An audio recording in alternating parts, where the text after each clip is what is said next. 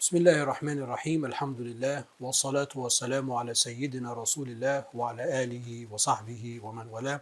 Welcome back everyone to another class and discussion in modern transactions. So today we're going to talk about something called al-ashur, which is a very classical Islamic concept, but we can also think about it in the modern world and modern world of transactions as tariffs. And the basic idea is when people are coming into our country, so I'm going to use modern language in the introductory clip, and then in the lessons we'll get into the history of it. People are going to bring in products, at the ports or the airports, cargo, and there's going to be a tariff. There are going to be tariffs on, which is like a tax. That tax is what one important thing about the tax is it's income for the state. Also, the tax covers the states and the sovereign's protection for the people that come into our body politic and to do business. So it's a tax that you have to pay if you're going to trade, and a sales tax and tariffs and things like that, because the country, the government that you're going into is allowing you to do that, is protecting you. And then with that comes the protection of the sovereign, protection of the state, protection of the laws, etc. And this is actually something that did not exist at the time of the Prophet ﷺ, as we will come to see. It came from the ijtihad of Sayyidina Umar radiallahu anhu and became a point of ijma' amongst the Muslims. And then all of the madhahib thereafter, the four Sunni madhahibs, talk about the ashur and the ushr and how it is to be done, how much is it to be done. So we're going to talk about taxes for Muslim and non-Muslim citizens in the state, then taxes for those countries and non-Muslim countries that we have, or Muslim countries that we have treaties with. And then we're going to talk about Darul Harb or Harbiyun, the people that we are in a state of war with, if they're going to come and do trade with us, which is very interesting because you're thinking, well, how can there be war and there can be trade? But actually that happens all the time, because there can be an active state of war, or there can be simply a potential state of war. So it's a little bit of siyasa, shar'iyya. I'll talk about that, inshallah. So this is one of those topics that is really beyond just simply financial. Of course, we'll talk about the financial component, but it's really beyond that because it has to do with politics. So kind of keep that in mind throughout the discussion, and we'll begin, inshallah, in the next clip. At the time of the Prophet ﷺ, of course, it's very important that you know the seerah, so you got to know like the broad strokes of the seerah. When the Prophet ﷺ came to Medina, he established a plural state. And the plural state, the definition of that plural state is set out in what is known as Wathiqatul Medina, which we modernly translate as the Constitution of Medina. Of course, that word constitution, dustur, is a modern thing, but the modern constitution is exactly what the Wathiqa was. Wathiqa is simply a document. Or sometimes they would refer to these documents as a sahifa, as a document or an agreement. But in the sunnah of the Prophet ﷺ, it's called al-wathiqa, wathiqatul Medina, and it was signed by the Prophet ﷺ and all of the tribes in Medina, and it was a plural state. One of the things, it's not a class on seerah, so I don't want to get too off the mark, but one of the things about the Constitution of Medina is that it talked about the freedom of movement and trade within the body politic. So the basic concept is that we have a body politic, which means it has borders, there's a uniform system of law, and there is freedom of movement within that body politic. That's very important. Like, you can't have a state, but you can't go to this part of the state. Well, then it's not a state. Is there like a problem there? Maybe it's a temporary, like there's a pandemic there, an endemic, or maybe there's a national disaster, so we have to put sort of a cordon around it. Okay, that's okay. But if I am a citizen of country A, theoretically, that means I can wake up in the morning, walk out my house, and walk across town because I'm a citizen. That's sort of the default understanding. With that comes the understanding of what we refer to today as citizenship. Of course, it wasn't called citizenship, al-muwatana, because that's a kind of a newish term. But the Prophet ﷺ talked about an ummah. So he said, me, the Prophet ﷺ, the Aus and the Khazraj, the Madanese tribes, the Muslims of them, and the non-Muslims. Because the Muslims at the time of the Hijrah were a minority. The Muhajirun, the immigrants. And then there were about 19, 20 Jewish tribes, and there were a couple of pagan tribes. He says, نَحْنُ أُمَّةٌ مِّن دُونِ النَّاسِ. We are an ummah, we are a nation amongst other nations. So there was that understanding of nationhood, citizenship, because the people that are in the wathiqa have those rights. And when the Prophet ﷺ passed to Ar-Rafiq al-A'la, alayhi salatu wasalam, of course, the Muslims slowly became a majority, but there was still a plurality, because there were some of the Jewish tribes that made peace after the problems with Bani Qurayda and Qaynuqa and whatnot. There were tribes that made peace with the Ummah with the state of the Prophet ﷺ. And when the Prophet ﷺ passed to Rafiq al-A'la, that was pretty much it.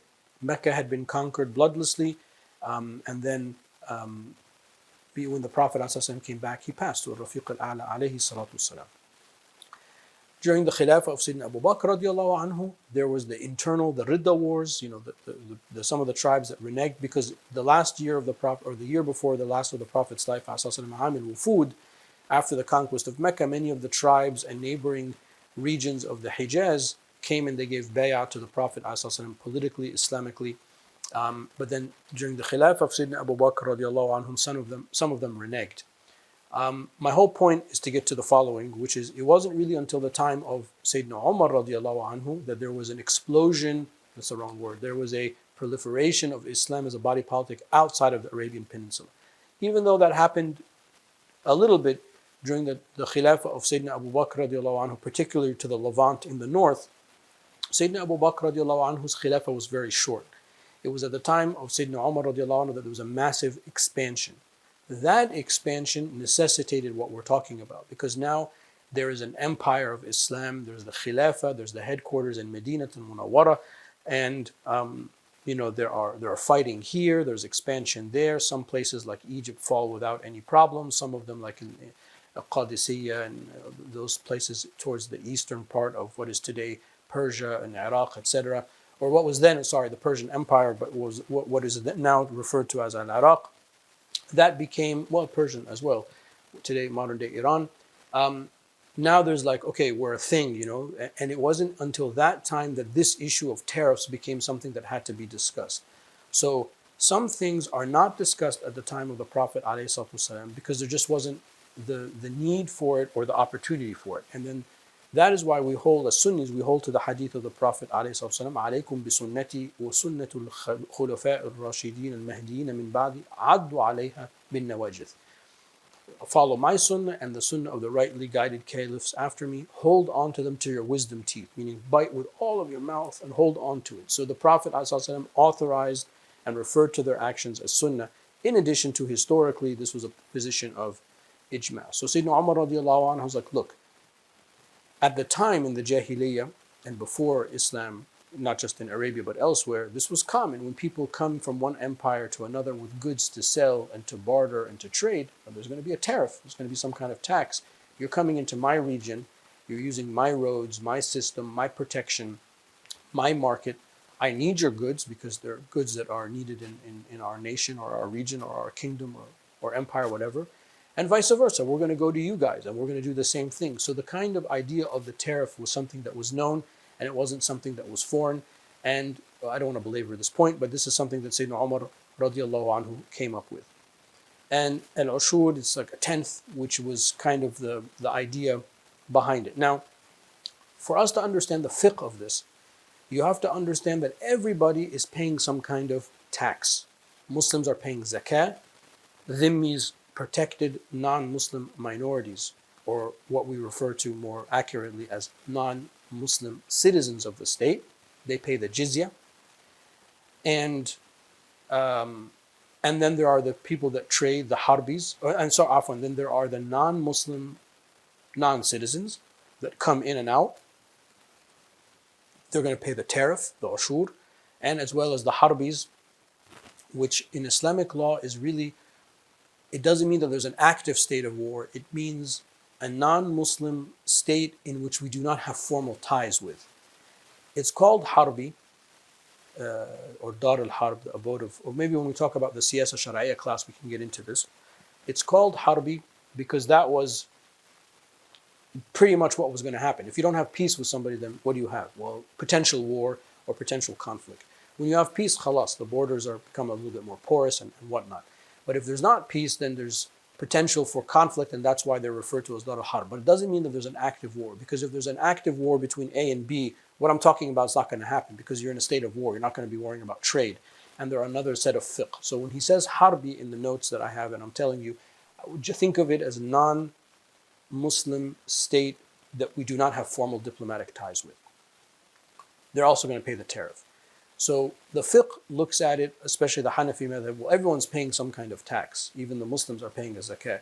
One of the problems when people says, oh, there's this jizya tax, poll tax, well, they forget, well, that tax is paid by us as Muslims as well, because we redistribute our wealth and then the state protects us, just like the state protects the non-Muslim citizen. I mean, we have no problem with the plural state. It's just called different things. Remember in fiqh, when I talked about divorce being one way of severing the marriage, so there's the talaq, male-initiated divorce. There's the khula, female-initiated separation of marriage. And then there's the fasakh, which is the annulment from the courts. So you can't talk about one without knowing the others. So when people say, oh, Islam is unfair or Islamic law is unfair because a man can divorce his wife, what they don't realize is well, the woman can divorce the man. It's called a khula. And then the state can annul the marriage contract, which goes also a fasakh. So same thing with this. The jizya is the same money that's coming to the state, but from a different category of people, because Islamic law is a precise instrument. So we have different names for different categories. Of course, there's different fiqh behind them, because the jizya is a lot less, believe it or not, than the zakah, because the zakah is about nisab. So if you have a lot of money, you're going to pay a lot of zakah. If you have no zakah, you're not going to pay anything. But the jizya is like 1 dinar per person. So that's just something to keep in mind as we go through the conversation. And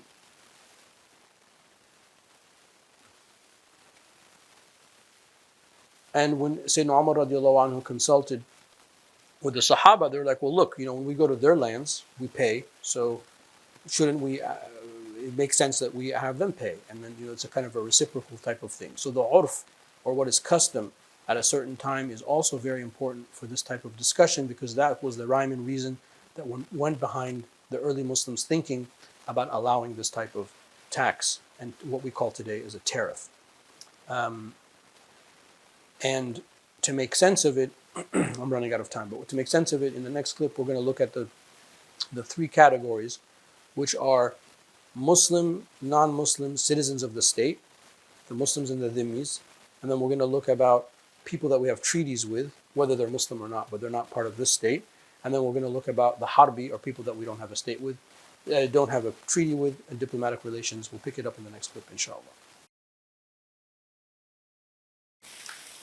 Okay, so in the last clip, I kind of outlined the few categories that we're going to talk about of peoples and the type of tax or type of tariff that might be with them. Citizens of the Muslim state, Muslim and non-Muslims. Of course, when it comes to that, the Muslims are going to pay, they pay a zakah, and then some of them, well, let me just outline the categories before I get into the fiqh. So citizens of the Muslim state, Muslims and non-Muslims. Non-Muslim countries or citizens of countries we have diplomatic ties with, and then citizens of countries that we don't have diplomatic ties with.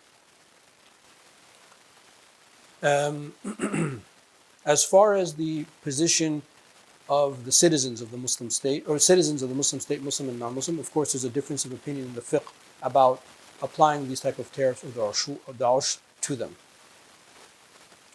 The first school is the Hanafis, saying that the Muslim citizen of a Muslim state will pay 1/4 of the tax, because this is a type of zakah, and if they take that tax is taken by the state, then that is deducted or taken instead of their zakah. If they are a non-Muslim citizen of the state, they can take up to 1/2 of the ush, as if it's the zakah.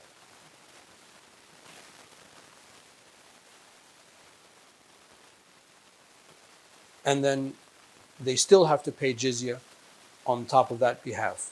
Why is that the reason? Because the jizya is for protection and rights, to enforce your rights, rights of your property, your personal status rights, citizen stuff, the same type of things that happen to the Muslim citizens.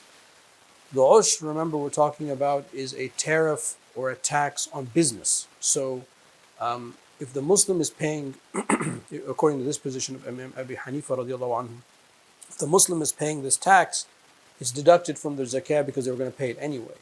And there is no zakah on money for the non-Muslim. So just so people, lest they think there's like some kind of equal amounts, it's actually pretty fair. And then the second opinion is the Malikis. I'm a little slow because there's many opinions. I think there's 4 or 5, and I got to read them. There's the Malikis who say that Muslims can be a fourth of the Ushr can be taken from them, like the zakah. And as for the dhimmis that are in their land, so non-Muslim citizens of another state, we take nothing from them, except the jizya if they come into that protectorship. If they come in to our body politic, then we can also take from them the tax, the Ushr tax. Okay, the third opinion, the Shafi'is, the Muslim can be taken from them a fourth,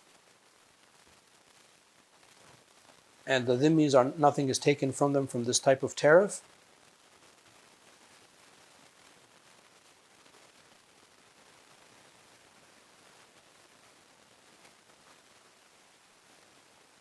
If they come into the Muslim body politic other than the Hijaz, nothing is taken from them from the Ushr tax because the jizya, according to Imam Shafi'i radiallahu anhu, is the permission to come and to walk around and to do, the freedom of movement, as I mentioned in the earlier clip. If they come into the Hijaz, then we look at why they're coming into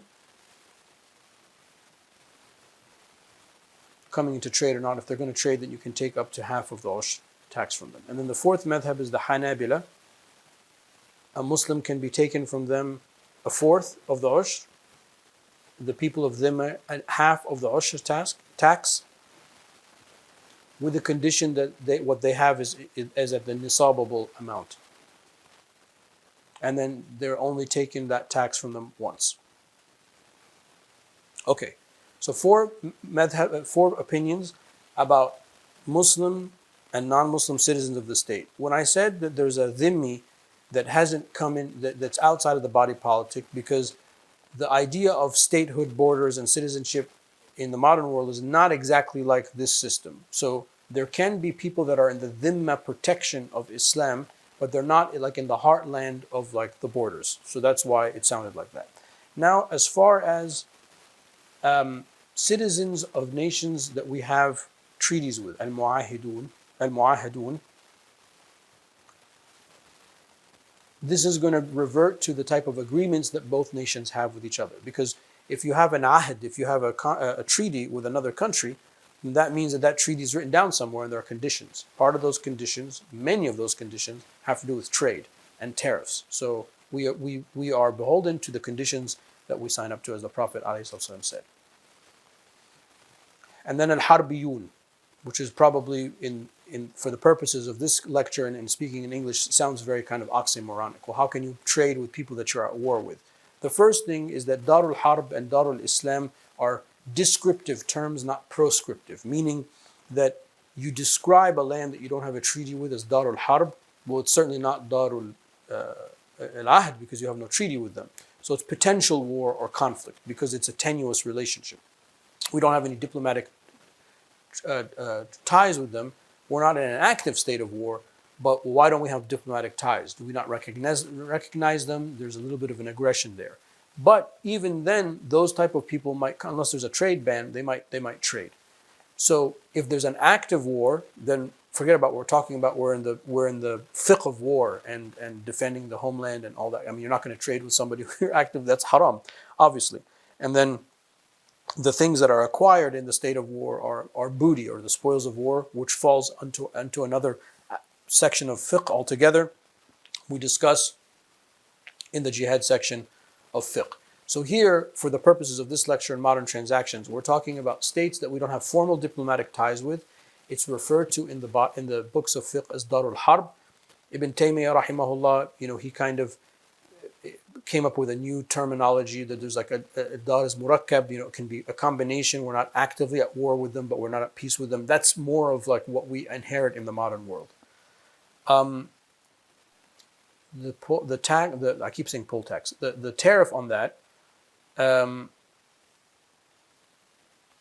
Now those people are only going to come in with special permission.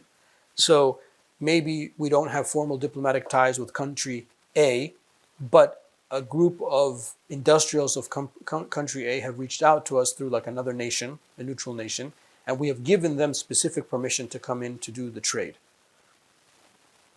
And that happens all the time. We can take from them the ushr, tax. So those are people that the tax will be given to them.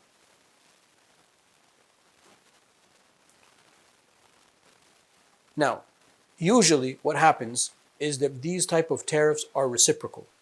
So other than the classical fiqh, just sort of speaking in practical terms,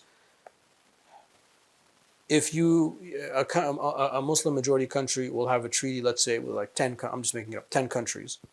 Each of those agreements are going to be different. Why? Because they have imposed tariffs on us, and then therefore we're going to impose reciprocal tariffs on them.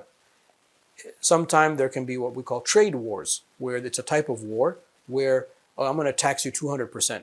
Okay, well, that means you don't really like me or you don't want my thing, right? Why is that the case? So that's another issue that can happen. We're not going to talk about that because that's more about siyasa, about Islamic governance. But usually the ushr in the ushur is determined by what is reciprocal. So you've taxed 5% on my staple goods, I'm going to tax you 5% on your staple goods, something like that. And that is all based on the urf, on custom. So this is something that will change with time, and usually happens through trade agreements, ministries and departments of trade of each country. This is sort of a lot of what they do.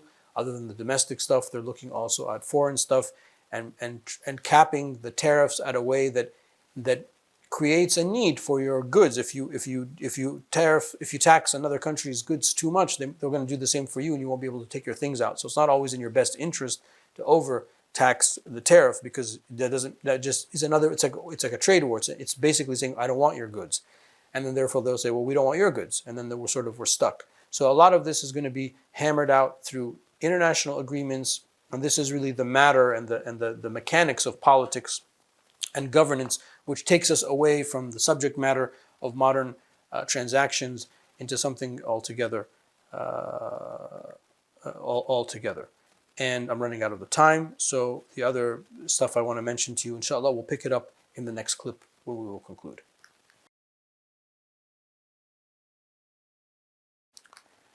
Now, other than the basic concept of the tariff and the taxes on the goods, the fuqaha also talk about the type of goods that can come.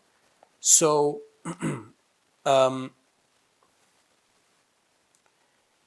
if somebody comes in with personal goods, they're moving, for example, or something like that, you're not going to tax them, because obviously those goods are not in their possession with the intention to trade. But if somebody, like when you travel in the modern world, usually when you enter into a country, you have to have a declaration of goods. And either it's paper form, or now it's like apps and it's digital. But when you pass passport control, you have to exit the airport. Either I have something to declare or nothing to declare. This is exactly what we're talking about. If I have a bag with 100 iPhones, obviously it's not personal use. Obviously, I'm planning to sell them. So in that case, the state of this that I'm entering in, the government that I'm entering, the borders of the government I'm entering into, has the right to take a tax from me.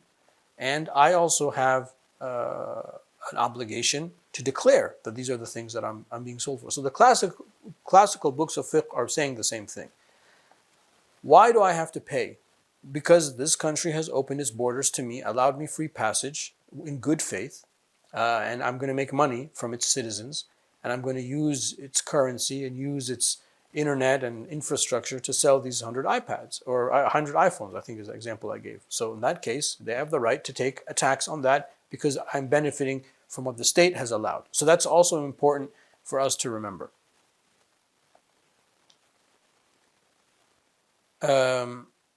If it's personal use, then like let's say a church leader lands into a Muslim majority country and he has 100 iPhones, And we're like, yo, your father, what's this? And he's like, well, this is for the clergy.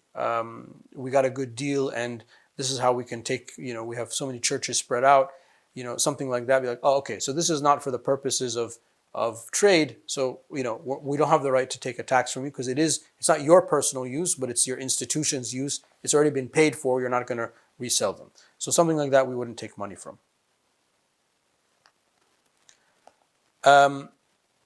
The stuff that's brought in has to be also in addition to, like, for the purposes of trade. I mean, what I'm about to say is it goes hand in hand with the first point.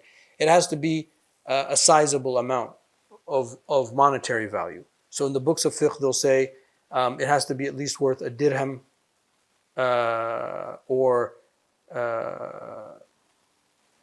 20 mithqal, which is the nisab of zakat. So if the stuff that you're bringing in is like a kid went on a trip with his family and came back and bought all these bags of candy for his friends. He's going to sell them to his friends. But I mean, all of the bags of candy together, just like a couple, like $5-7, because you bought them at a cheap, I don't know, dollar store or something like that.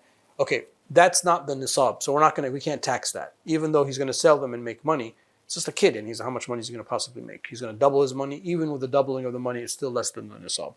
So, I mean, that's a very odd example, but it's part of the fiqh. So one, the stuff that's brought in has to be with the purposes of trade, and two, meaning that you're going to sell it, and then two, it has to be at the nisabable amount. I mean, the candy is just something that came to my mind right now. I'm sure we can come up with other examples. That's the Hanafi position. The Hanbalis opposed them on this. That they had a higher threshold. It has to be worth 20 dinars or 100 dirham. The Shafi'i say the nisab is not a condition. And this is based on agreements. And the Malikis also do not have a condition as the nisab. What the Shafi'is are saying is pretty much what is commonly found today, which is based on agreements. So you'll have the declaration form. I don't know what, I mean, in the United States, I think it's like if you're carrying stuff more than $10,000. $10,000 at the time of this recording is way over the nisab. So, but that's the agreement. So if I have $8,000 worth of stuff, I don't have to declare it, or, and I can sell it and double my money, and I won't have to pay a fee. So the position of the Shafi'is, as is written, he says, وَصَرَّحَ بِذَلِكَ الْخَطِيبُ الشَّرْبِينِي. So Sharbini, I believe this is in his commentary on the Minhaj, he stipulates that it's about agreement between the two nations. And that's kind of the going thing. But it's important that you heard the other fiqh opinions. The tax is based on the value of the issue, not on the value that you're going to sell it, but the current value of what you bought it for. That also is we revert to agreements on that. The tax is paid once, so you're not going to keep taxing the people, or else they're never going to come and want to trade. So the minute they enter into our body politic with the stuff, and we've met all these conditions in addition to the conditions that are in our diplomatic agreements, trade agreements, then you're only going to take it once a year. If they're constantly doing trade and they've had like an established outfit in our country, then we just take a yearly tax based on the value of the goods. Of course, this does not include haram goods. So we're not going to take taxes on things that are haram, like alcohol, pig products.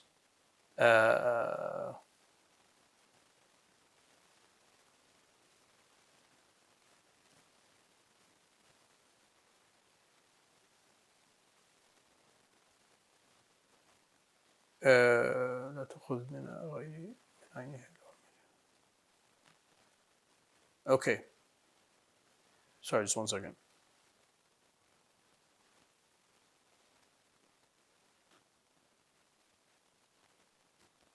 You can take the money that some of the madhahib say after they sell. So you take the money tax from the money that they made. Even though the Shafi'i said that that's haram as well. Obviously, you're not going to take the alcohol as a tax. Because when I say take the tax, usually you take some of the if there's like 100 phones, you're going to take 2 phones. I mean, in modern diplomatic agreements, that's not what we do. We take the value of it. But In the case of the haram products, we're not going to take from the haram products. So what are we going to do with it? We're going to take from the value of it, but some of the madhahib say even that's not permissible. Again, we're talking only about goods that are with the intention of this type of tariff or tax is only on goods that are being with intention of being sold. So just because somebody comes into our country from a non-Muslim country doesn't mean we're going to tax them for that, of course. They're able to pay it, so it's above what they need. So they have the excess to pay it. Just like with the zakah, you're not going to take zakah from somebody who doesn't have money because they won't be able to pay it. And then there has to be equity in the whole transaction. And we deal with what is dhahir, what is apparent. So we have no obligation to investigate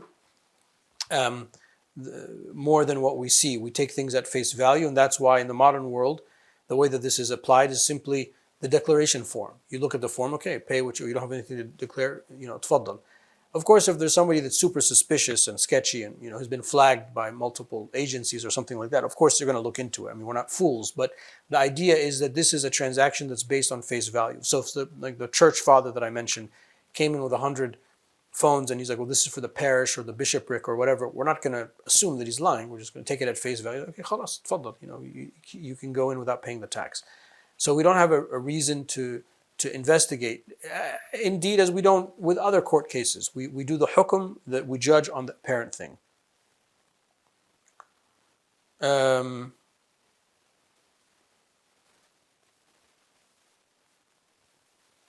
Okay, so I mean, kind of there ends the major part of my notes. So just sort of to come to a conclusion of this, despite all of the nuances of the fiqh, the way that this is going to be enacted in the modern world is through agreements and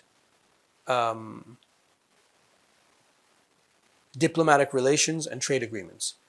And in that, I mean, I'm not an expert in that field, but in that there is an urf, there is something that is known. Certain types of goods are taxed. One of the things Imam Abu Hanifa says, radiallahu anhu, is we're not going to take the ushr from grains and stuff because it's going to go bad. What are we going to do with all that grain? So that's like kind of, those type of things can get a pass. Or we might tax the money, the sales of it, not the substance itself. So there are certain normal customary things that will regulate these agreements that for those of you that are in this field diplomatically, you'll know those. والله تعالى أعلى وأعلم وصلى الله على سيدنا مولانا محمد وعلى آله وصحبه وسلم. All right, so alhamdulillah, we were able to talk about al-ushur or al-ushr singular, which is a type of tariff that is placed on people that are coming into our body politic to trade. And this is something that was instituted and formalized by Sayyidina Umar ibn al-Khattab radiallahu anhu and agreed to by consensus of the companions and therefore adopted as a point of consensus thereafter by the codified schools of Islamic law. Now, of course, each school has a slightly different nuance of how much and things like that, but the basic idea is that people that are coming into our nation, they are going to use our nation's infrastructure, its laws, its markets to make money. So therefore, we have the right to tax them on that for the right of usage, just like they tax us when we go to them. We talked about Muslims and non-Muslim citizens of the state. Muslims are paying zakah, non-Muslim dhimmis are paying jizya, and then people that come in are paying a tax. Then we talked about people that are non-Muslim citizens of countries that we have diplomatic ties to. These are the people, the textbook kind of understanding of the people that will take the tax on.